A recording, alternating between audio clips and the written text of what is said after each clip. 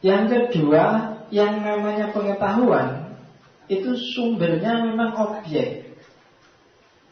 Tapi keberadaan pengetahuan itu tidak di objek, tapi di subjek. Jadi faktanya adalah apa wis? Tornado di Amerika. Di luar dirimu ada fakta tornado, tapi sebenarnya fenomena tornado itu, kalau ingin tahu apa sih tornado itu, kan tanyanya ke dalam dirimu. Jadi pengetahuan itu ada dalam dirinya subjek, tidak ada di luar subjek. Meskipun bahannya dari luar subjek. Ketika itu ada dalam diri seorang subjek, ya pasti saja bisa beda-beda, karena subjek ini membunyikan pengetahuan secara beda-beda. Ada yang itu hukuman buat Amerika. Ada yang bilang, wah itu memang sekarang kondisi alam tidak seimbang. Ada yang bilang, wah itu ujian, wah itu Amerika sedang disayang oleh Allah, dikasih ujian mengenai, kan gitu. Kamu gak berani bilang gitu, karena yang punya Amerika. Kalau bencana di Indonesia, itu ujian dari Allah, kita harus sabar. Tapi kalau Amerika itu hukuman dari Allah, kan gitu. Jadi kenapa itu persepsi yang bunyi kan dirimu sebagai subjek. Kemudian kenapa sih nggak pasti ya? Karena indera itu memberi informasi sejauh yang dia tangkap. Tidak seperti apa fakta, seperti apa kenyataan. Makanya kemarin saya bilang kan, yang namanya alam gaib itu jauh lebih luas daripada alam yang tidak gaib. Kita ada di sini, di kelas ini, maka kelas yang kita tempati sekarang itu kan gaib. Kita nggak tahu. Di belakang saya ini kan sudah gaib. Saya cuma lihat ke depan, maka di sini nggak ada apa, ada jejak, ada apa, saya nggak tahu. Itu kan alam gaib berarti ya. Jadi indera hanya bisa memahami sejauh yang bisa kita tangkap. Di luar itu indera tidak berdaya. Maka pengetahuan kita itu kan kalau tentang fakta fisika itu kan dasarnya indrawi. Ya hanya sejauh yang bisa dia tangkap. Kalau seperti kalian dengar radio itu, sejauh yang didengar telingamu, suaranya enak banget. Bayanganmu ini kalau suaranya selembut ini, orangnya mesti cakep, orangnya mesti lembut. Begitu ketemu orangnya,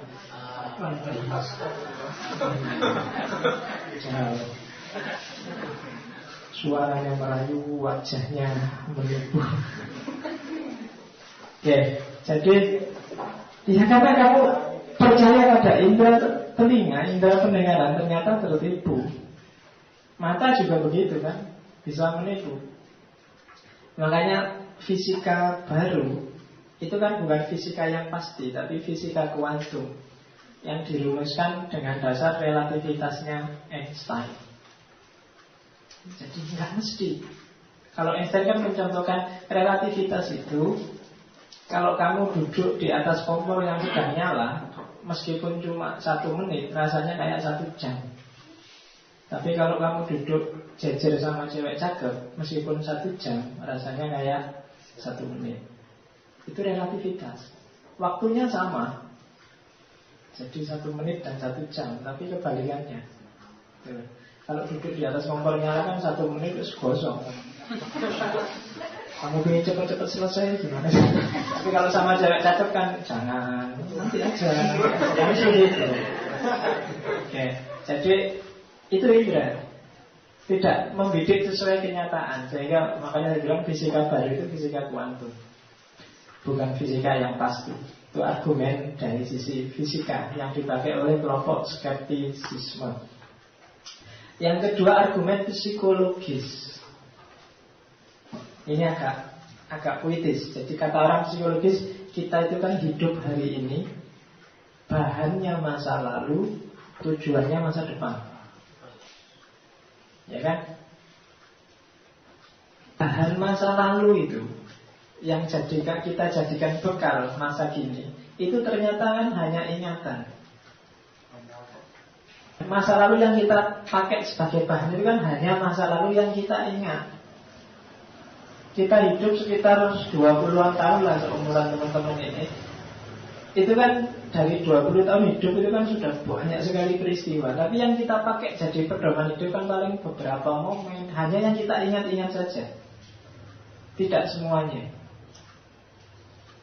Baik yang formal maupun non formal. Yang formal kayak yang di sekolahan itu saya nggak berani jamin ilmu SD, SMP, SMA masih ada sisanya di kepala. Jangankan yang itu, habis ujian masuk di kelas keluar besok seandainya diujikan lagi kamu mesti nggak berani. Ingatanmu pendek, apalagi ingatannya orang Indonesia. Ya kan? Belum lama kamu mencaci maki Soeharto, kamu pisu-pisuin seolah-olah dia harus mati, harus dibunuh. Tapi sekarang sudah muncul tulisan, dia kabar ini. Ya, enak zaman itu toh. Jadi tergantung ingatan. Hidup kita sebenarnya sangat bergantung pada ingatan. Dan itu betapa tidak pastinya. Kenapa tidak pasti? Karena ingatan itu dasar pengetahuan yang paling tidak pasti. Kalau empiris mending pasti, pakai akal pasti. Tapi kalau ingatan kan tidak pasti.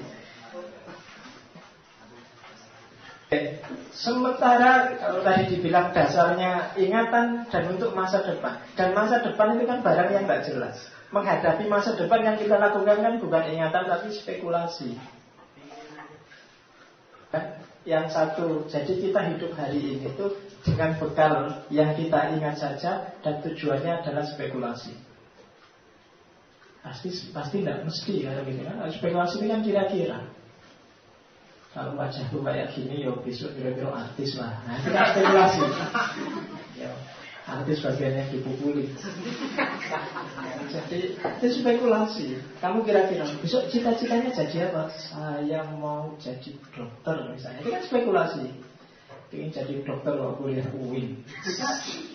Jurusannya pasti artis. Dokter, ayo kasih tahu dari dokter dari dukun kan.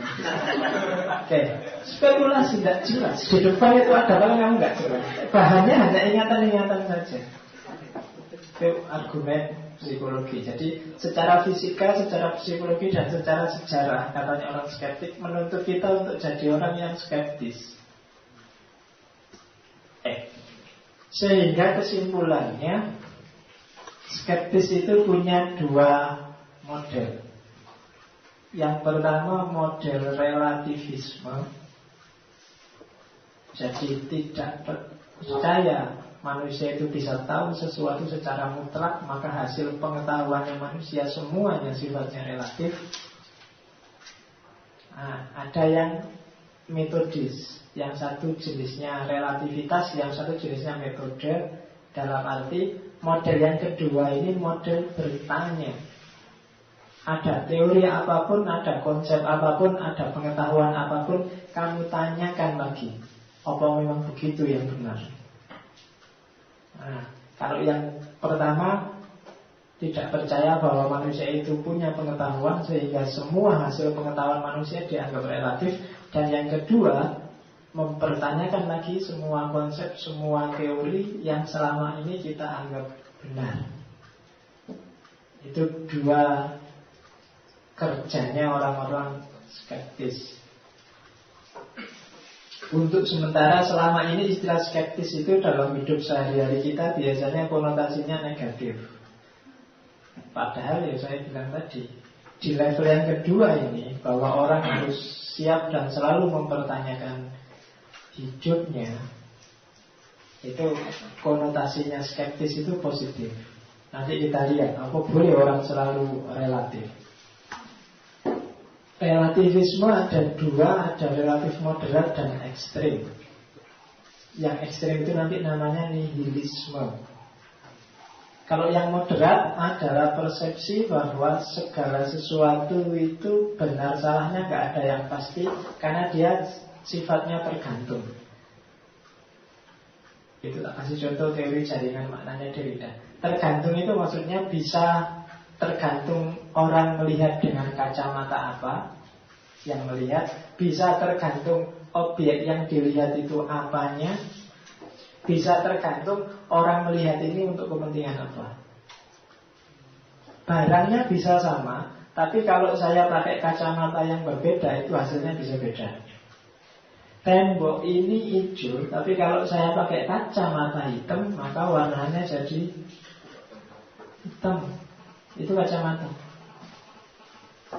Jadi sifatnya tergantung. Mungkin tembok ini nggak jadi hijau lagi kalau saya melihatnya dari jarak 100 km misalnya. Warnanya sudah nggak kelihatan hijau lagi, tapi kelihatan 100 kilo ya kelihatan hilang. Segala hal yang ada hubungannya dengan manusia itu sifatnya tergantung perspektif. Maka kalau katanya relativisme yang moderat, kalau kalian kuliahnya bidang humaniora, sosiologi, antropologi, agama, itu kan humaniora. Semua teorinya itu sifatnya relatif. Relatif dalam arti tergantung loh. Kamu melihat dari mana dulu. Tidak ada yang pasti. Agama yang kamu anggap pasti kan juga tergantung. Beras itu halal atau haram? Iya, tergantung. Tidak mesti. Pisang itu haram atau halal? Nikah itu haram, halal, wajib, mubah, makruh. Kira-kira ada nggak nikah yang sunnah? Ada. Nikah yang haram kira-kira gimana?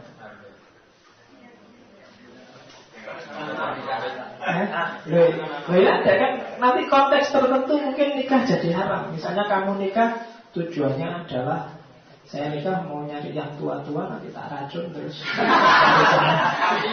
Haram kan kamu tujuan nikah ingin ngeracun biar dapat warisan. Bisa, itu tergantung. Beras itu halal, tapi kalau beras itu hasil mutil ya haram. Membantu orang itu sunnah, tapi kadang-kadang bisa makruh, jangan-jangan bisa haram. Kamu ngasih temenmu, wah temenmu ini suka bubur ayam. Nanti kamu jam 1 malam dia lagi pulasnya tidur, kamu bangun, bangun, ada bubur ayam. Mungkin kamu malah dikampleng, lagi enak-enak tidur dipamerin bubur ayam. Kamu sama pacarmu perhatian, kamu nge-SMS jam 1 malam. Gimana ya? Sudah tidur belum? Dia sudah pulas gara-gara baca SMS ini, dia malah dongol. Padahal kamu maunya perhatian. Tergantung kan, gitu loh. Jadi enggak, kalau teorinya Derrida yang jadinya makna itu, sesuatu itu nilainya tidak pasti. Tergantung kamu melihatnya dari mana. HP ini alat apa? Gunanya apa HP ini? Alat komunikasi. Tapi ini tergantung. Alat komunikasi kan bagi kamu yang pakai. Bagi pengusaha HP kira-kira ini apa? Komoditas dagangan. Bagi pabrik HP kira-kira ini apa? Bagi Steve Jobs mungkin beda lagi. Bagi adikmu yang umur 3 tahun kamu kasih HP, ini bukan alat komunikasi. Iya. Jadi tergantung lihatnya dari mana. Teh ini menurut kalian apa? Ayo, tafsirkan. Kira-kira apa? Dari persepsi kamu kira-kira tadi itu. Kalau dari saya alhamdulillah. Kalau dari kamu mungkin subhanallah. Tergantung lihatnya dari mana. Misalnya kelas ini kotor. Oh itu kan kamu melihat bisa macam-macam. Kotor itu, oh mungkin penghuninya apa ya, suka kotor. Penghuninya itu kempros. Ada yang bilang, oh ini cleaning service-nya nggak bagus. Ada yang bilang macam-macam. Tergantung kamu melihatnya dari mana. Jadi kalau kamu ujian bagi orang-orang yang humaniora, kalau nggak bisa jawab aja tergantung. Iya, kamu ujian dosennya ngasih soal susah kan jawab aja tergantung Pak. Dilihat dari mana dulu. Oke.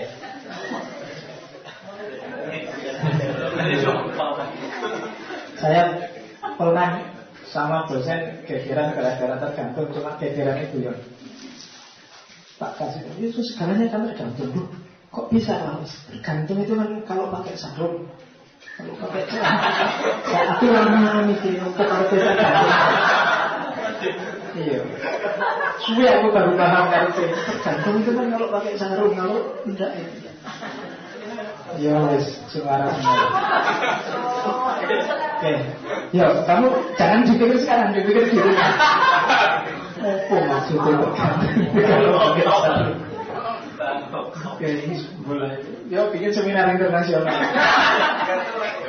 Tergantung, judulnya itu. Yo, kan kita di seminar internasional judul besarnya tergantung. Jangan dikasih ilustrasi gambar. Oke, terus yang ekstrim namanya nihilisme. Kalau tadi tergantung, tapi kalau di nihilisme, di pelopori Indonesia dan kawan-kawan sudah total, tidak ada objektif meaning. Nilai tujuan apapun itu dalam hidup yang sifatnya ideal itu relatif total. Tidak pakai tergantung-tergantungan. Itu bikinan untuk kepentingan tertentu, untuk misi tertentu, untuk pokoknya subjektivitas manusia yang total. Itu nihilis. Orang relativis, orang yang tidak percaya ada kebenaran pasti, kalau levelnya moderat masih masuk akal. Tapi kalau sudah nihilis itu berat kamu hidup. Tidak ada satupun yang kamu percaya dalam ilmu. Orang baik tidak ada yang kamu percaya. Orang jujur itu kan pura-pura dunia. Ya kan, karma itu kan tidak percaya kalau agama itu bisa. Agama itu kan cuma manipulasi. Prinsip utamanya ekonomi. Jadi ujung-ujungnya kalau di rumah itu mesti ketemunya ekonomi. Bikin partai bersih, partai dakwah, partai tetap nanti akhirnya ekonomi. Itu kecurigaan yang maka dia tidak percaya kalau ada orang pakai jargon-jargon agama untuk kita agama bisa menyelesaikan masalah enggak, ujung-ujungnya ekonomi. Kebalikannya Freud. Kalau Freud bukan ekonomi ujungnya, tapi ujung-ujungnya mesti seks. Ngomong bulat macam-macam, malah paling ujung-ujungnya seks.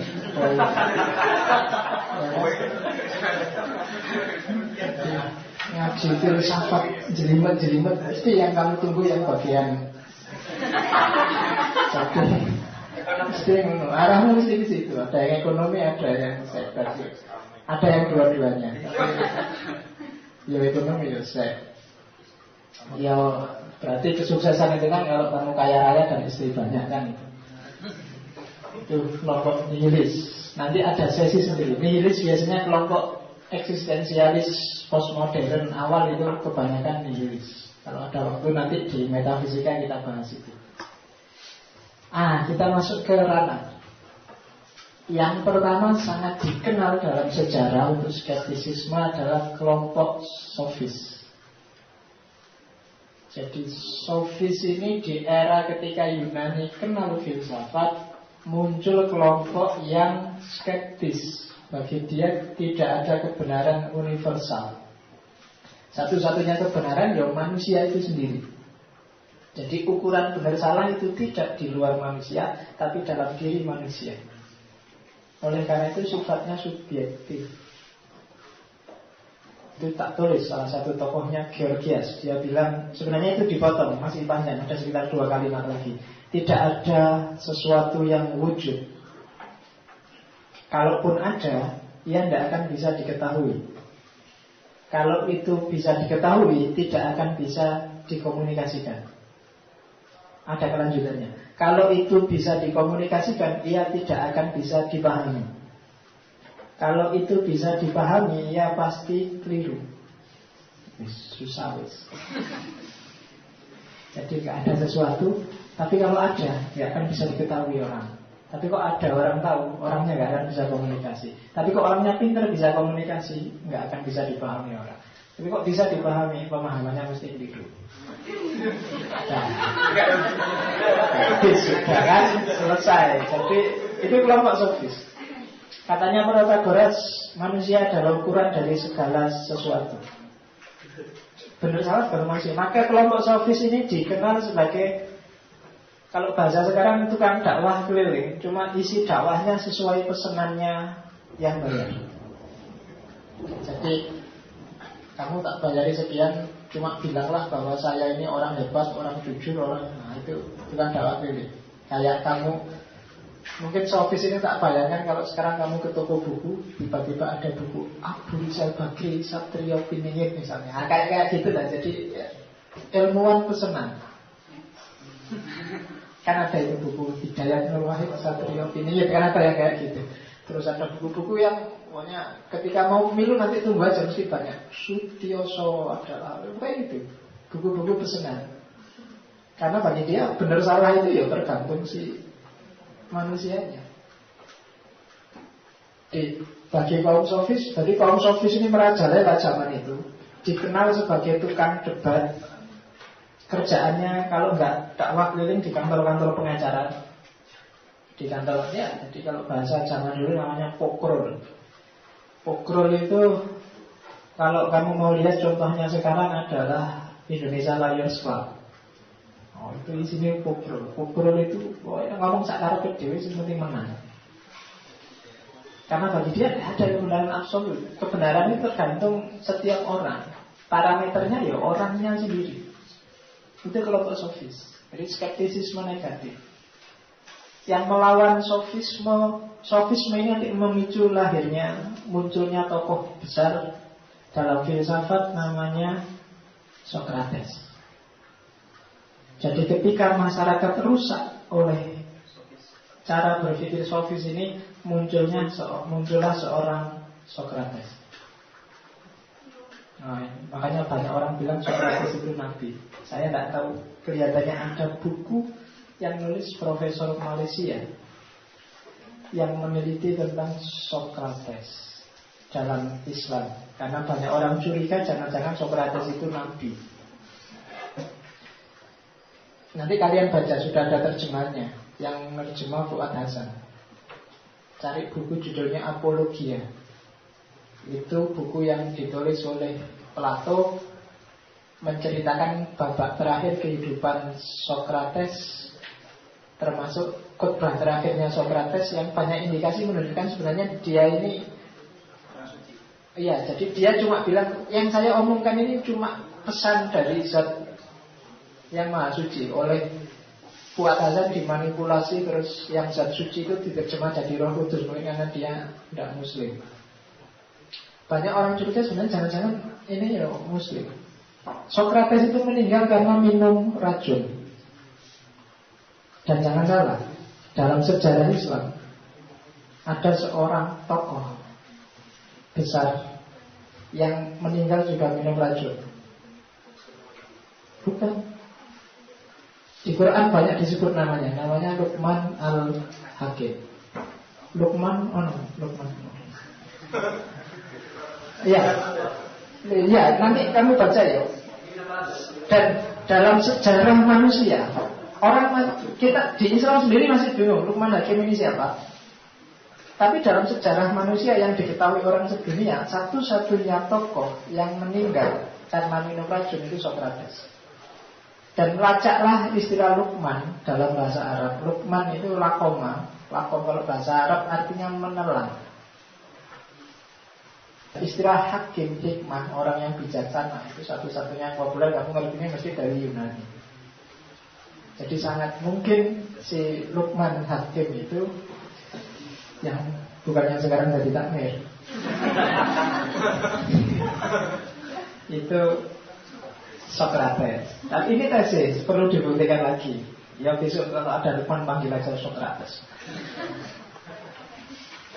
Dan memang kerjaannya kayak nabi. Dia sebenarnya pernah ikut militer, tapi terus merasa nggak cocok. Pernah dagang, pernah bisnis nggak cocok. Akhirnya kerjaannya jalan-jalan. Kalau ada kumpulan kayak gini dia akan datang, terus dialog. Kayak orang dakwah itu dari satu-satu. Jadi dakwah keliling zaman itu.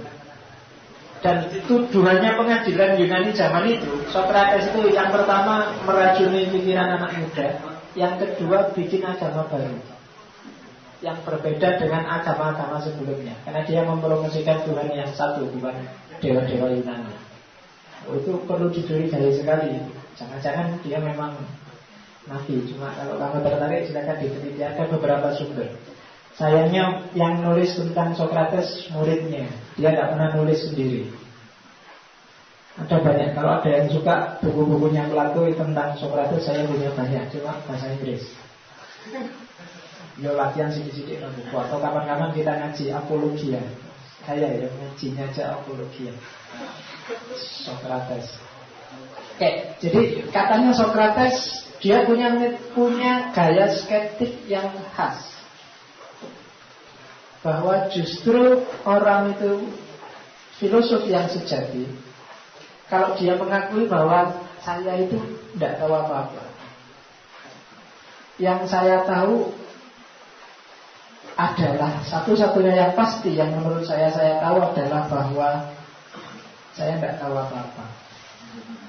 Itu kan salah. Pengetahuanku selain itu semuanya perlu dibahas lagi. Hanya satu itu yang nggak harus dibahas lagi, bahwa saya tidak tahu apa-apa. Oh, itu luar biasa. Metodenya namanya metode dialogis. Jadi dia tidak pernah menggurui orang. Saya kasih di sini. Metodenya itu ngajak orang diskusi, mencairkan cara berpikirnya yang kaku, sampai dia ngaku sendiri bahwa oh ya saya salah. Itu caranya Socrates. Jadi tidak digurui, tidak diceramai, tidak dituding-tuding. Dan biasanya kan kalau ceramah itu mungkin orang disuruh berpikir. Karena orang itu hidup, kalau bahasa Socrates, banyak dalam ketidaksadaran. Ya, sering saya bilang di pengantar-pengantar sosial biasanya kita sering tidak sadar. Saya kasih contoh, saya lupa di mana itu ada orang.